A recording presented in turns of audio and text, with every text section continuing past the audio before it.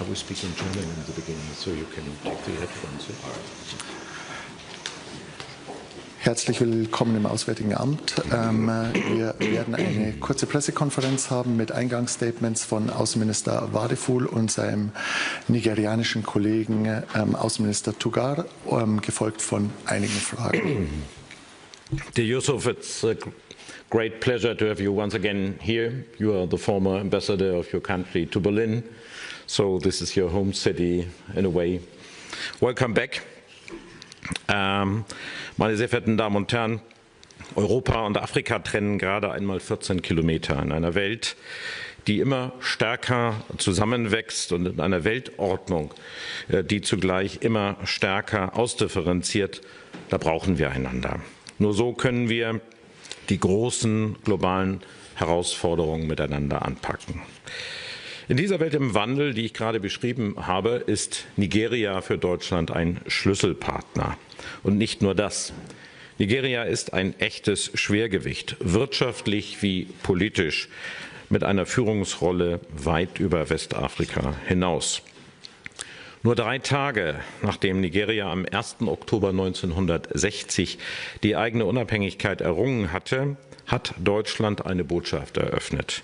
In diesem Herbst feiern wir 65 Jahre diplomatische Beziehungen. Herzlichen Glückwunsch, lieber Yusuf. Wir wollen unsere Beziehungen vertiefen. Dafür haben wir vor fast 15 Jahren die sogenannte binationale Kommission etabliert. Das ist unser gemeinsames Format, um die Themen zu diskutieren, mit denen wir unsere Partnerschaft und Zukunft ausgestalten wollen.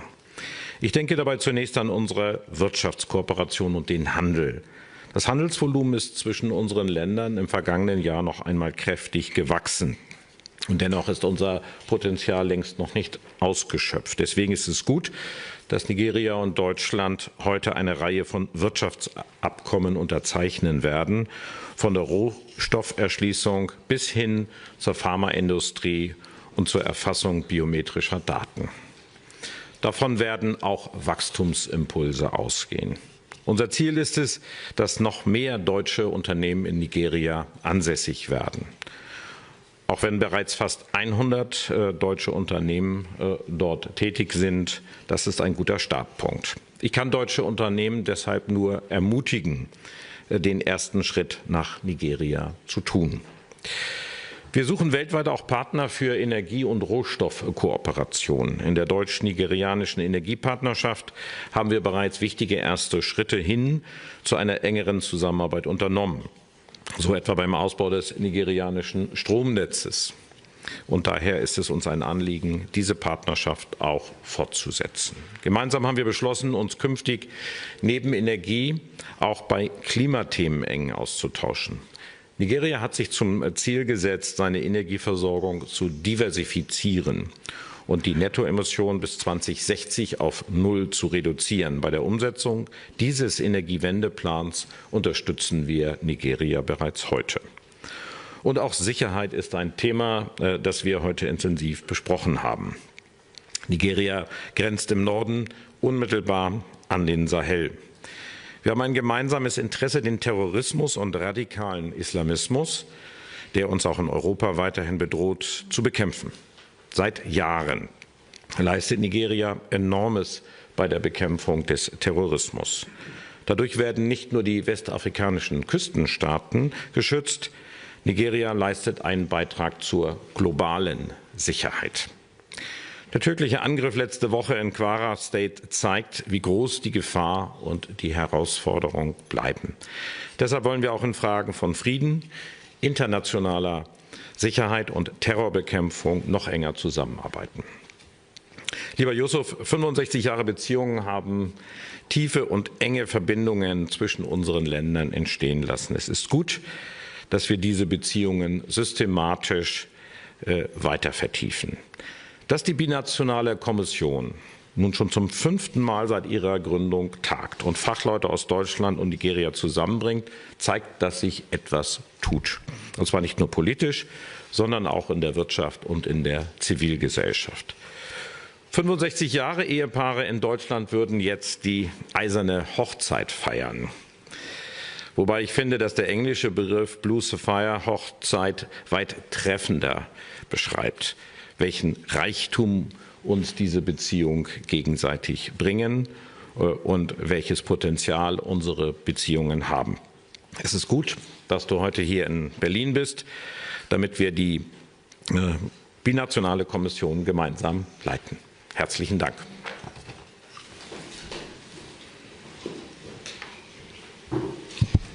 Thank you very much. A very good morning to you all. Thank you, Johann, for the warm reception you've given me and my delegation this lovely, nice and crispy Berlin morning.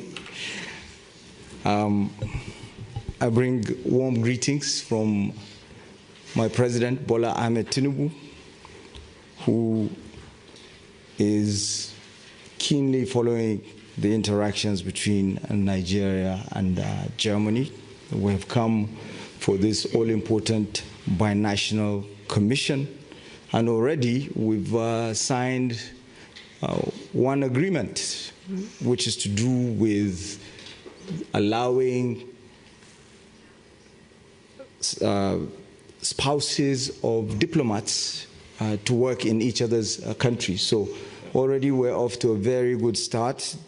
The Binational Commission is celebrating its 14th year.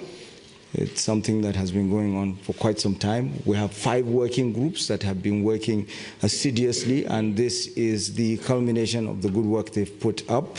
So there are different areas, 5 specific areas: security and defense cooperation, where we've been collaborating, and of course, Germany and Nigeria are leaders on each other's, on both continents, in Europe and in Africa.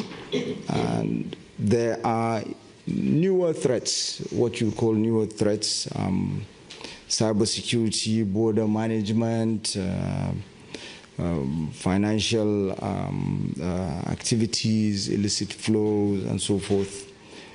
And for us in Nigeria, the issue of IPOB is one that is most germane, because IPOB tends to use democratic norms to try and undermine democracy in Nigeria, trying to stop the populace from participating in the electoral process itself is something, and then hiding behind freedom of speech, freedom of association outside of Nigerian shores to perpetrate such crimes as attacking electoral offices, police stations, and so forth. It's something that we keenly look to continue to work with other countries to stave off, to bring an end to. Power, or I should say energy and climate cooperation, is an area where it's a space where Nigeria and Germany have been working successfully in. We have the Siemens electrification project that is ongoing. My colleague, the Minister of Power, is actually in town. We're making very swift progress. It was slowed down by the COVID pandemic, but it's picking up speed again. And importantly, Germany has had a hydrogen office in Abuja, and we're happy to see that we're making progress on our own side in developing a national strategy on hydrogen with Germany's assistance. And this is very important for us, for the future, for energy, for global energy, and for us to be able to export green hydrogen down the line. So we're happy with that. Our economic relations, trade as at 2024 stood at about 3 billion euros. There's much, much more potential to do more. And the engagement we've had with Minister Wadephul this morning included discussions around working together on lithium, on copper, on what you would refer to as electro minerals, and we seek to make progress. This is an area where Germany is strong at, and Nigeria is a willing partner. It would create jobs for millions of Nigerians if done the right way. It has a multiplier effect. We add on 1 million graduates every year. It's a nation of 230 million people, so you can imagine, and it's a youthful population. So the more jobs we create, the better. And I think in total it's about 3 million job seekers that we're adding every year, not just the graduates. So quite recently, we were taken off the grey list of the Financial Action Task Force. It is a very encouraging development for potential investors in Nigeria, for the Mittelstands we've been trying to attract. And of course, we have a lot of German businesses that are already doing remarkable things. I talked about electro minerals, so critical minerals, rare earths. We already have a German player that is doing a lot in terms of satellite survey exploration, and there's a lot therefore to build on. So we're looking at what already exists, and it's for the governments to support what is going on. And we do this, of course, based on the collaboration between research centers, between think tanks, and even on the margins of the Binational Commission, we have a segment where Nigerian and German think tanks are interacting. They have an interactive session that is going on, and it's something that has existed. This is not the first time this is happening, but it is off of the interactions of such researchers, such think tanks, that we would influence policy, meaningful policy for both countries. On regional and global issues, just as Minister Wadephul has mentioned, we work closely with each other. We are both for the reform of the United Nations Security Council. On the African side, we've got the Ezulwini Consensus, but Nigeria is advocating also for text-based negotiation, and it's something that Germany is also amenable to. So we hope to progress that. This is the 21st century. The structure that existed, that was designed for the 20th century, requires that reform. And we do have reciprocal support agreements between the two countries, where we agree to support each other's candidacies and candidatures on the global stage. We are both concerned about the situation in Sudan. We're all aware of what is going on currently in El Fasher, the humanitarian crisis, and it's something that we're both in agreement. We should work together with other countries to find a solution. It's being labeled the greatest humanitarian crisis in the world. And for us, there are as many as 8 million Sudanese of Nigerian extraction. So you can see the concern for us to ensure that this crisis is resolved as quickly as possible. And we do, of course, commend the Berlin process, which Germany is leading. And we feel that this is one of the viable solutions to ending this crisis. With regards to our partnership with Europe, as Germany is the major player in Europe, we continue to look forward to continued partnership. Europe is our largest trading partner and therefore holds a special place.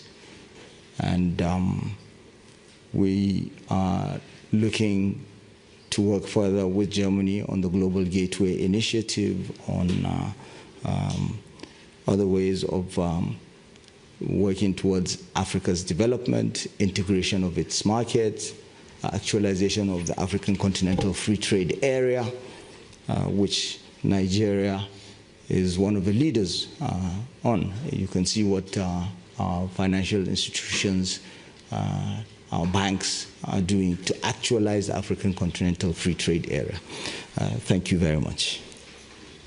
Thank you very much. We got time for questions. The first question goes to Ms. Gerhäuser from Deutsche Welle.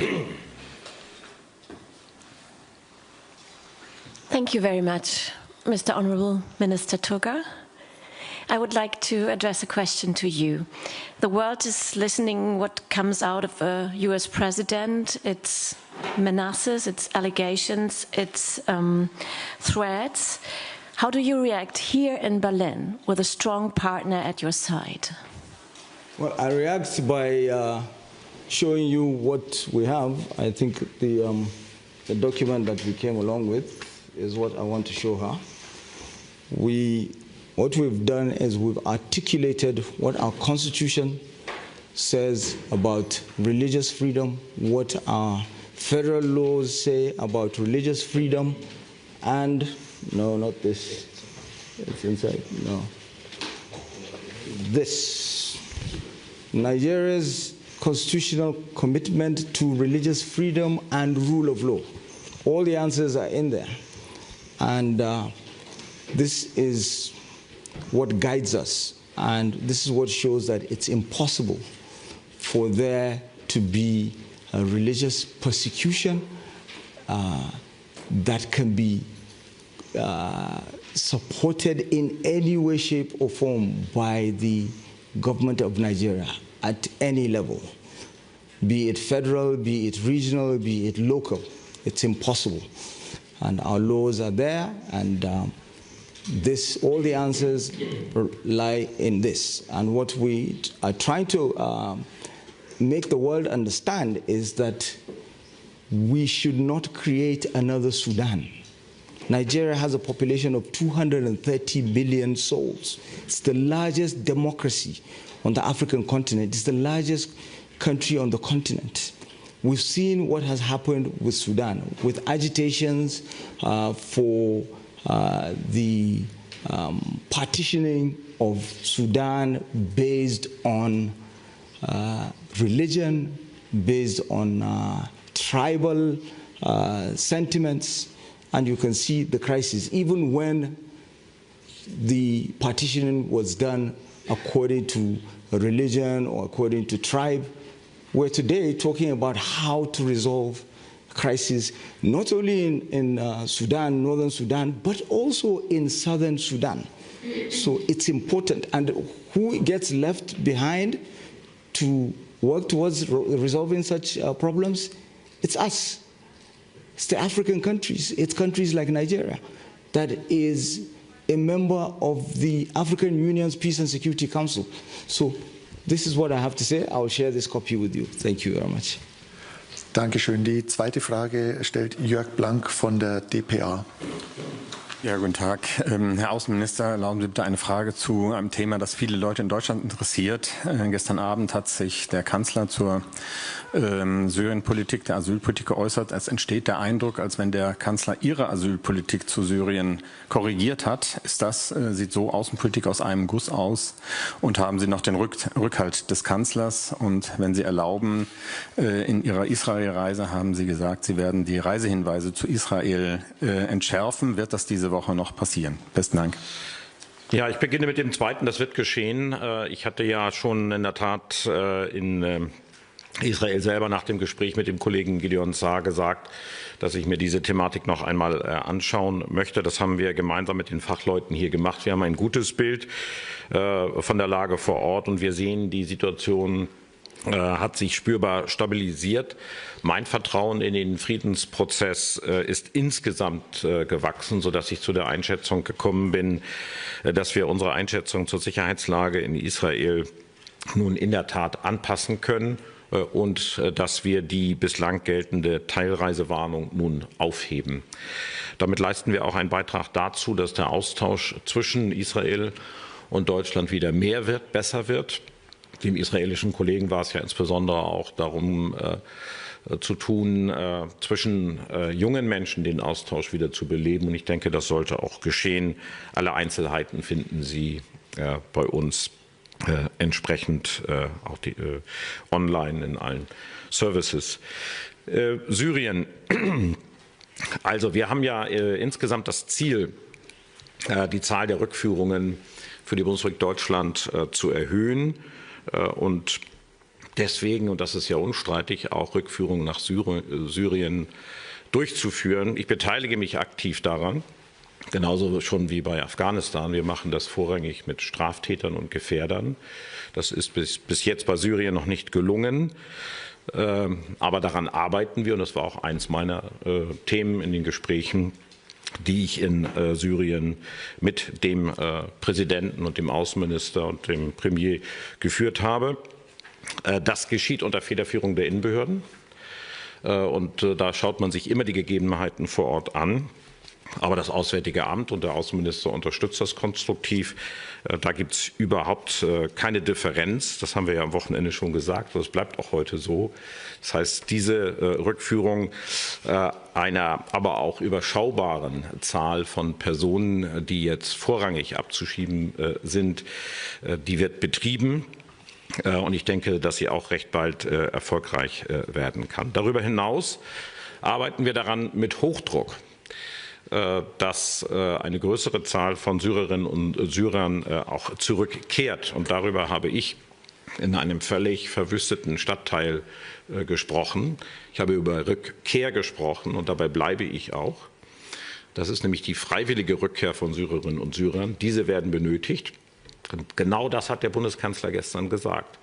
Die Syrer sollen freiwillig ermutigt werden. Es soll ihnen ermöglicht werden, zurückzukehren, damit sie ihr Land wieder aufbauen. Und insofern haben wir das vollständig gleiche Verständnis da. Wir brauchen dafür eine engere Zusammenarbeit. Sie haben miterlebt, dass wir vereinbart haben in Damaskus, dass wir jetzt den deutsch-syrischen Wirtschaftsrat einberufen. Das heißt, der syrische Kollege kommt hierher. Wir beide werden das leiten. Und wir werden konkret daran arbeiten, dass dieses Land eine Chance nach vorne bekommt und dass wir eben derartige Stadtteile wieder aufbauen. Das wird eine gewisse Zeit dauern. Das ist auch nur ein Ausschnitt.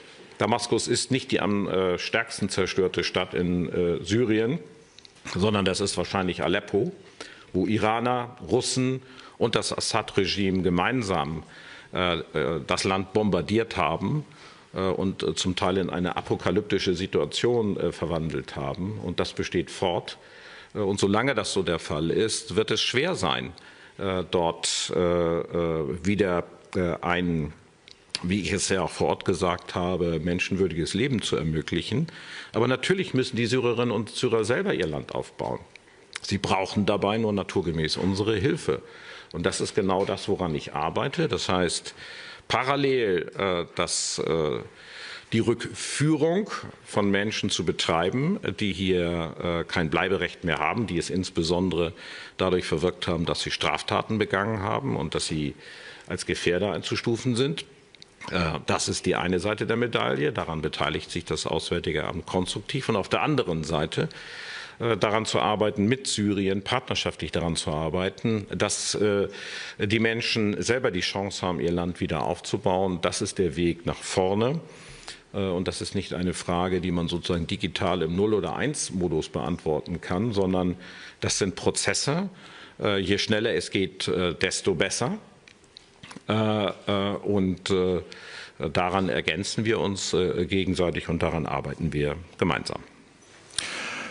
Die nächste Frage stellt Sina Schweikle von der Süddeutschen Zeitung. Dankeschön. Good morning. Daran anschließend, Herr Wadephul, noch eine Frage. Und zwar, werden und müssen Sie heute in der Bundestagsfraktion Ihre Aussagen zu Syrien korrigieren und erklären? Und haben Sie das Gefühl, dass Sie Ihre größten Gegner in der eigenen Fraktion haben? Dankeschön.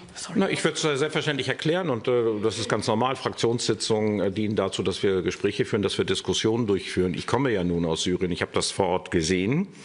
Und ich kenne diese Region, glaube ich, von allen Außenpolitikern, sage ich in aller Bescheidenheit, mit am besten, weil ich seit 15 Jahren Außenpolitik betreibe und mich auf diesen gesamten Raum lange konzentriert habe. Und für mich war Syrien jetzt der erste Besuch, das wissen Sie auch. Und es ist natürlich jetzt eine wirklich schwierige Situation in dem Land selber. Aber als Außenminister habe ich natürlich auch eine kommunikative Aufgabe, auch innerhalb der eigenen Fraktion, zu erklären, zu welchen Erkenntnissen ich gekommen bin. Ich bin auch übrigens, um das zu sagen, nicht so schnell zu schockieren, weil ich einer der Ersten gewesen bin, der im Norden des Irak die Lager besucht hat der Kurdinnen oder der Jesidinnen, die vergewaltigt worden sind, deren Männer vor ihren Augen abgeschlachtet worden sind. Ich kenne also menschliche Schicksale und schockierende Szenen. Und dennoch ist es so, dass wenn man so etwas sich anschaut wie in Damaskus, es beeindruckt einen nach wie vor. Und wenn man dabei in Rechnung stellt, wie ich es gerade eben gesagt habe, dass es in anderen Städten, man kann Aleppo nehmen, man kann Homs nehmen, mindestens genauso aussieht, dann hat man ein Gefühl dafür, wie es dort vor Ort aussieht. Und das müssen wir miteinander besprechen, weil das legitime Interesse natürlich auch ist, dass Deutschland, welches sich als ein sehr gastfreundliches Land erwiesen hat für viele Syrerinnen und Syrer, auch darauf setzen kann, dass die Menschen, die hier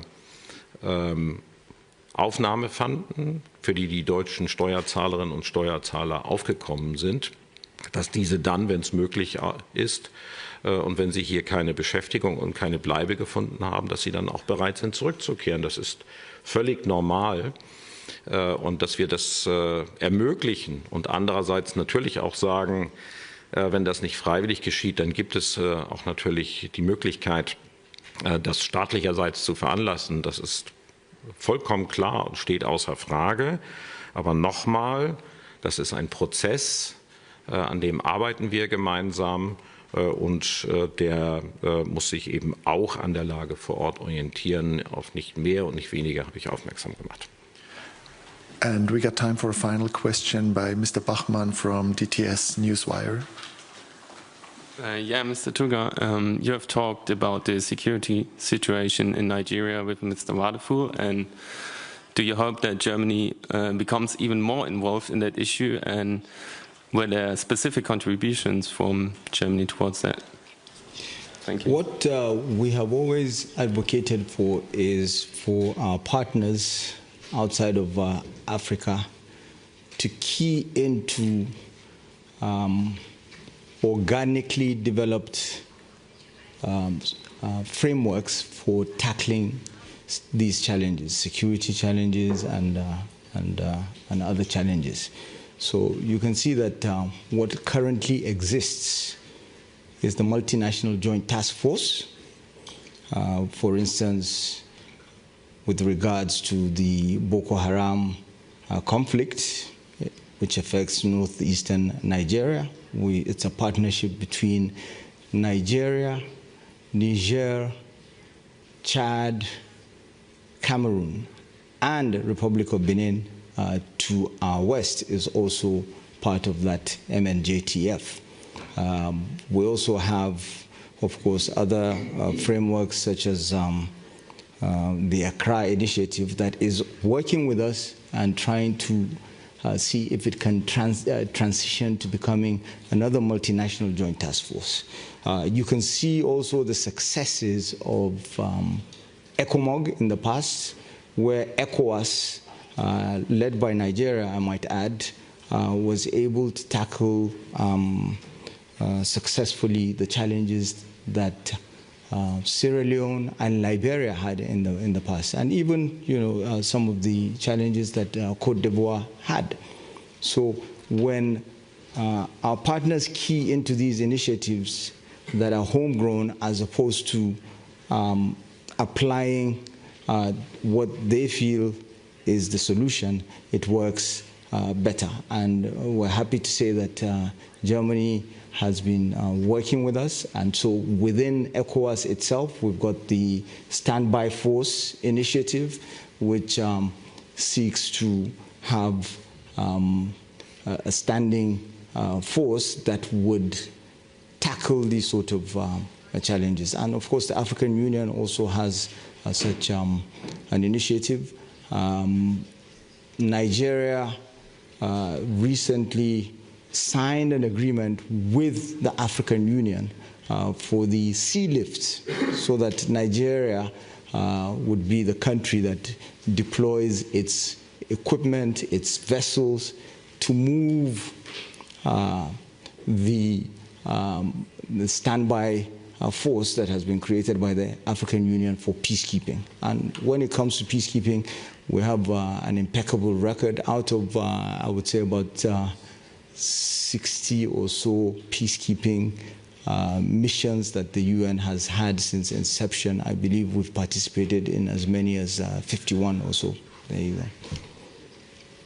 Thank you very much. Vielen Dank. Thank you.